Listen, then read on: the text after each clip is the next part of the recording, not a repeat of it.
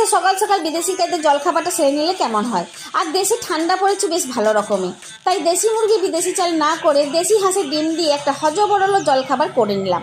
শর্ত ছিল সবার কাছে একটাই, যতই ঠান্ডা পড়ুক খেতে হবে মাটিতে বসে। একটা ক্যাচি না মতো ঠিক করতে হবে, তা না হলে সাধারণ রান্নার তো কোনো দামই নাই। তাই আজকে মায়ের চটজলদি রান্নাঘরে বানিয়ে নিলাম হাঁসের ডিমের কুসুম দিয়ে হাঁসের ডিমের পাটিসাপটা। ঝটপট করে বানিয়ে 30 মিনিটের মধ্যে জলখাবারের পর্বটা আমি সারতে ফেলেছিলাম।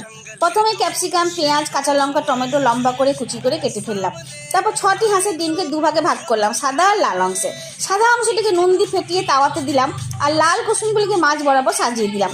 ওপর থেকে দিয়ে দিলাম ক্যাপসিকাম, পেঁয়াজ, কাঁচা লঙ্কা, টমেটো কুচি, আর দিয়ে দিলাম পরিমাণ মতন নুন। তারপর আঁচ কমিয়ে ঢাকা দিয়ে এপিট ওপিট রোল করে ভেজে খুন্তি দিয়ে কেটে নিলাম। সবজি দিয়ে হাঁসের ডিমের পাটিসাপটা ছিল যথেষ্ট ভারী একটা জলখাবার আর নতুন ধরনের দুর্দান্ত স্বাদের খাবার। ভালো লাগলে সাবস্ক্রাইব করবে। ধন্যবাদ।